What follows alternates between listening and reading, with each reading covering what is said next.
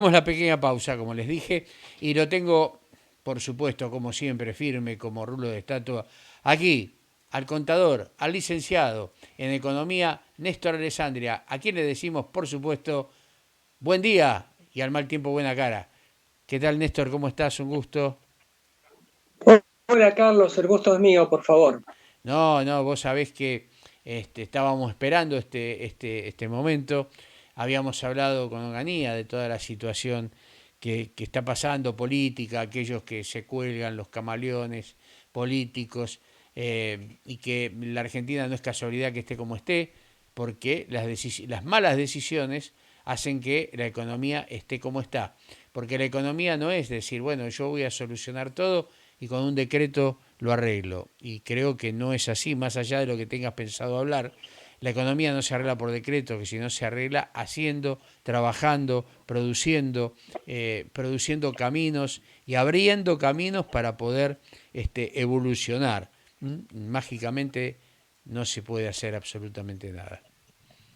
Y además propiciando el diálogo, porque sin diálogo con otras fuerzas que tienen tal vez un signo político distinto, lo que hace es enriquecer esa conversación.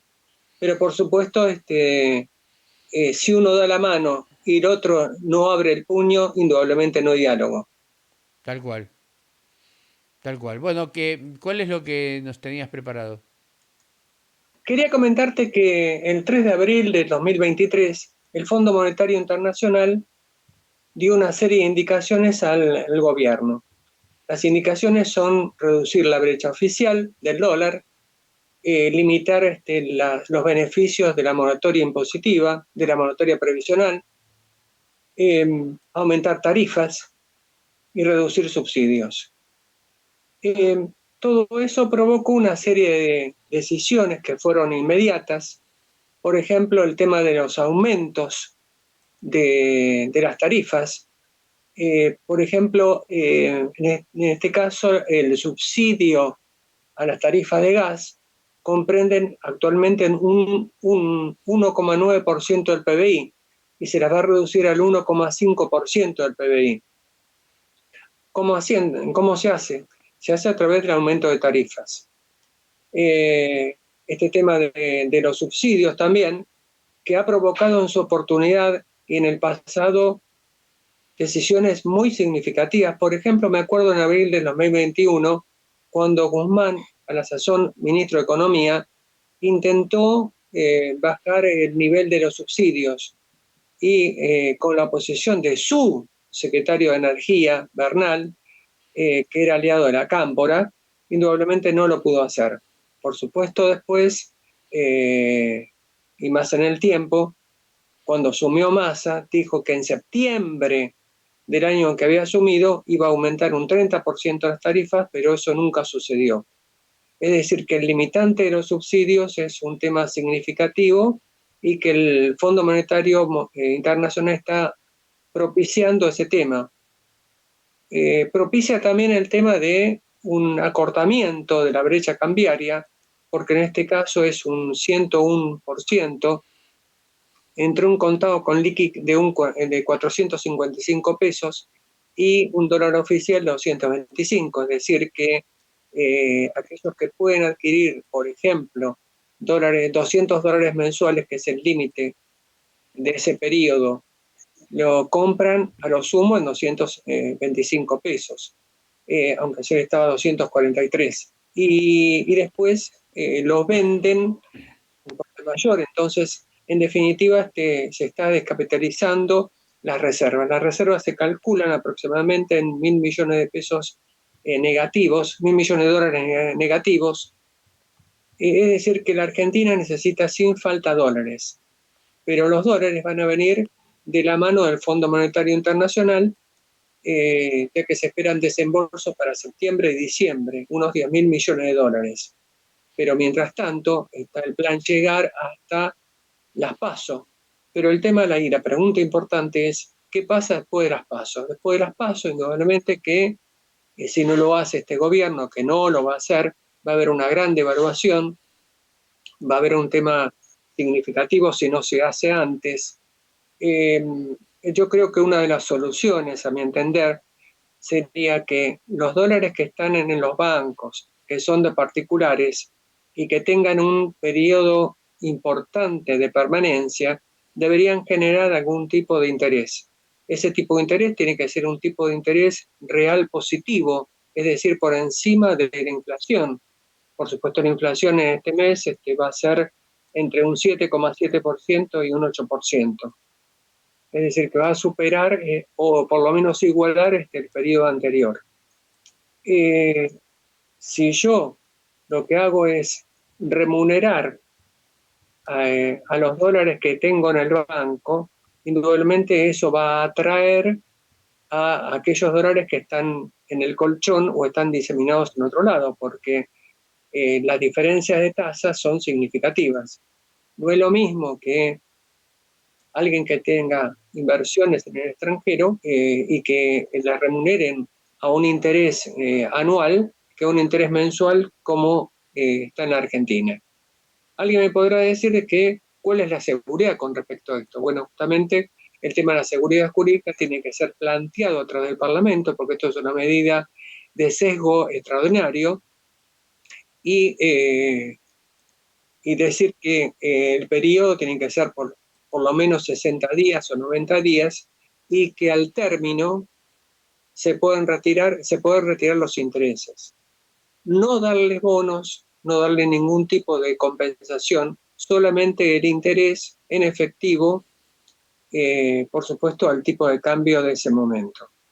Eso es lo que va a hacer, va para mí a atraer dólares que son tan necesarios, sobre todo por el tema de la cosecha, que la cosecha ha habido una sequía significativa, 21.000 millones de dólares se calculan de menos de ingreso al fisco, y además también lo que hay que hacer es limitar el tema de las operaciones del Banco Central. Con respecto a los dólares, no, sí con respecto a su operatoria. Es decir, que debería limitarse la emisión monetaria que tanto daño nos hace, porque en realidad la emisión monetaria no es mala, lo que es malo es que esa monetaria es en exceso de la producción del país. Correcto, correcto, correcto. Así es. Em, ¿cómo ves vos el tema de el tan criticado Fondo Monetario y que hoy el Fondo Monetario le está prestando a la Argentina la misma cuota que la Argentina debería pagar? O sea, creo que el fondo está de alguna manera sosteniendo en sus hombros esta deuda generada en su momento y que no está afectando, este, digamos, a la fuga de, no a la fuga, sino que el nivel de reservas baje, sino que realmente el fondo está haciendo, como diciendo, yo no soy culpable de tu bajada de reservas. La bajada de reservas que vos tenés es por otro motivo, porque se te fugan, porque la brecha es muy grande, porque no tenés producción. ¿Qué pensás de eso? Yo creo que no le conviene al Fondo Monetario Internacional que la Argentina decaiga, que entre en default. De hecho, en su oportunidad, Martín Guzmán había intentado que la Argentina entre en ese estado, porque de esa manera podía tener un salvoconducto mayor para que Argentina tuviese un rango distinto y pudiesen atraer capitales. Ante esta negativa de todo esto, ante la negativa anterior de, como dije, el ex secretario de Energía Bernal, propició esta caída de Guzmán. Mm, por supuesto que la caída de Argentina significaría un hecho importante a nivel mundial, porque la Argentina es una fuente de oportunidades, sí, lo sigue siendo, sobre todo el tema de vaca muerta, el tema del litio y demás. Entonces, el Fondo Monetario Internacional también intenta corregir sus propios errores por el gran empréstito que le ha dado en su oportunidad a Macri. Entonces, intenta de esta manera borrar algo que ha hecho en su oportunidad. Ajá. Mira, estoy viendo algunos comentarios, ¿no? Y algunos, los más coincidentes, por eso estaba mirando hacia abajo, no es una falta de respeto, sino que son los comentarios de algunos oyentes o televidentes. Y nos dicen, bueno, ¿cómo termina esta historia de la dolarización que había instalado Milei? Porque no es así porque sí que asumo y dolarizo. El uno a uno, que no fue una dolarización, sino que fue tener un peso igual a un dólar, significaba, bueno, ser millonarios así de repente, ¿no? Porque pasar de una hiper a un, a un, a mover un billete con la misma igualdad cuando sabíamos que no era así, llevó una licuación, llevó primero un fuerte ajuste, ¿no?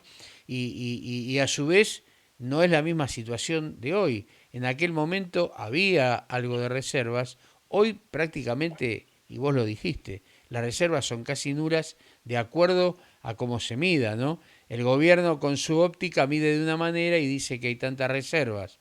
Aquellos que están en la oposición hablan completamente lo contrario. Y los economistas que estudiamos, vemos el balance del Banco Central, vemos cómo está el tema bono, el tema oro, cómo está repartido ese balance, somos más objetivos en cuanto a que las reservas están casi nulas. ¿Cuál es tu pensamiento al respecto? Para terminar con esta historia de subo y dolarizo y saco el Banco Central, no es tan así, no es tan fácil. No, primero creo que el Banco Central tiene que tener un nivel de autonomía con respecto al gobierno. Vos fíjate que en otros países, Estados Unidos es un ejemplo más inmediato, la Reserva tiene un estatus de independencia con respecto al gobierno federal. Con respecto a la Argentina, ya te digo, tiene que tener un nivel de distancia con respecto al Poder Ejecutivo. Si se quiere dolarizar, no es inmediato, por supuesto, porque primero la base monetaria hay que trasladarla a dólar, pero no solamente eso, sino también los pasivos remunerados que tiene el Banco Central, donde sobre todo el tema de la LELIQ, que hay que convertirlas a dólares y demás. Yo tengo una estimación de aproximadamente 44.750 millones de dólares hacen falta para trasladar todo esto, para cambiar todo este esquema no existe, no tenemos reservas como para hacer eso. Es decir, al no tener reservas, no podemos hacer esta transformación. Por supuesto, ejemplos sobran. El más cercano es el de Ecuador, de que dolarizó su medida a instancia de, en su oportunidad, la opinión de Cavallo, que fue el asesor del gobierno en su oportunidad, sobre todo de Correa, y al no tener reservas suficientes, por ejemplo, en la pandemia necesitaba recursos para poder establecer hospitales, medicinas y demás, y al no tener reservas en su moneda, no podía comprarlas, no tenía las suficientes como para afrontar esa situación. Por eso su grado de problemática en esa instancia fue significativo. Bien, bien. ¿Qué agregarías para ir redondeando el informe? Yo creo que hay que ser muy, muy cautos y ver cuál es el sentido que tiene estos días este tema de la brecha cambiaria. Yo sería muy prudente con mis ahorros en bancos y demás y los pondría a salvaguarda sin ser esto, sin llamar a esto a un nivel de alerta ni por el estilo, simplemente seguir la evolución del mercado, porque muchas veces las decisiones desesperadas conducen a eh, relaciones y temas que impactan negativamente en la población. Entonces hay que estar muy, muy alertas por este tema. En realidad, digamos, por ejemplo, el swap con China con respecto al tema de las importaciones, no es que nosotros teníamos ese crédito y no lo vamos a pagar, sí lo tenemos que pagar. Es cierto que no se tocan reservas, porque no se podían tocar reservas, no había reservas suficientes, pero me parece que estamos en una etapa crítica que hay que estar con pies de plomo y todas las decisiones van a incidir absolutamente sobre los productos de primera necesidad, sobre la inflación, que cada vez es más ardua, cada vez es más difícil de sostener, y por supuesto sobre la confianza generalizada en el Poder Ejecutivo. No puedo dejar de hacerte esta pregunta, porque también veo, ya veo cómo viene la mano en las redes sociales. Pero ¿cómo? Néstor está hablando de una posible, no lo dijo obviamente, lo digo yo, una posible exacción de los depósitos cuando él dice, bueno, yo pondría a resguardo mi dinero. Pero el dólar retrocedió, el gobierno actuó bien o hubo fuego amigo y se vendieron joyas de la abuela irrecuperables para pasar No, para pasar el momento.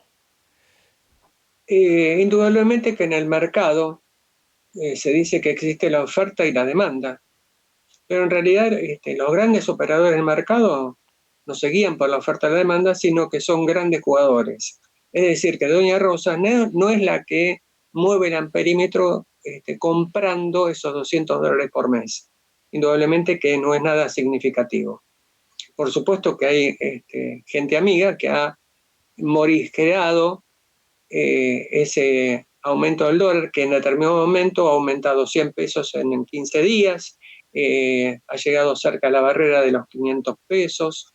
Entonces, me parece que en el ánimo de la población, y sobre todo muy cercano a la oficialización de las listas, es necesario tener una mirada distinta.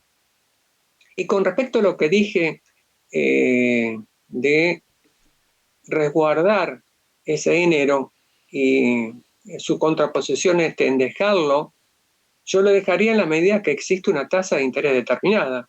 Es decir, que el banco me facilite a mí una tasa de interés por encima de la inflación, es decir, con una tasa real positiva, para tener la certeza de que el capital me rinde.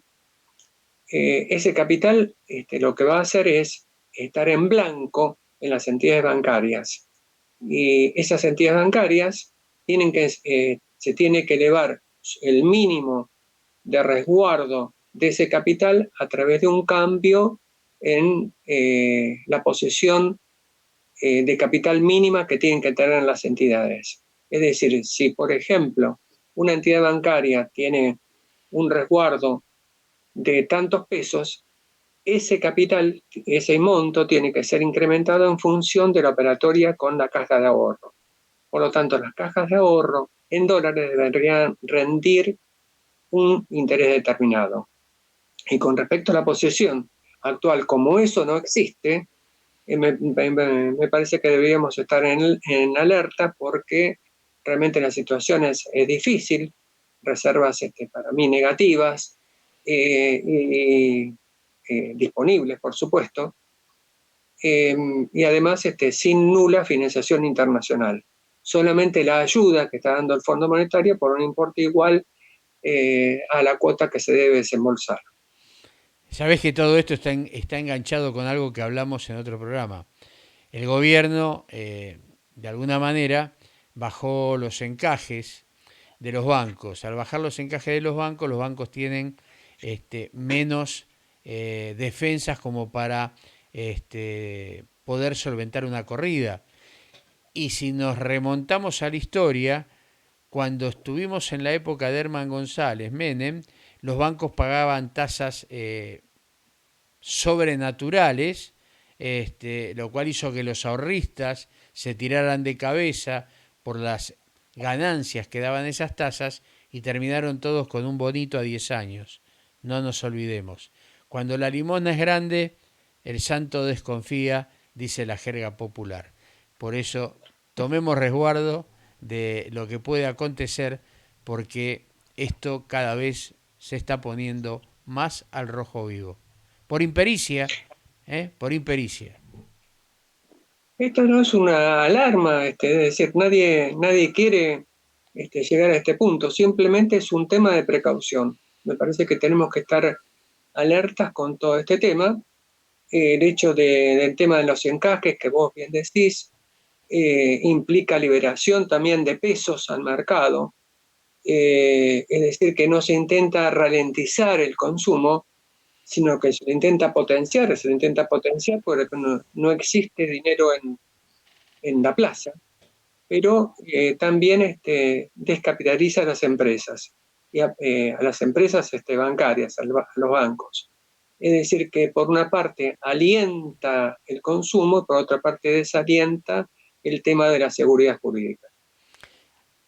Néstor, como siempre, un misil, siempre directo al blanco. Muchísimas gracias, que tengas un muy buen fin de semana y nos estamos viendo como de costumbre. Abrazo grande. Igualmente, otro para vos.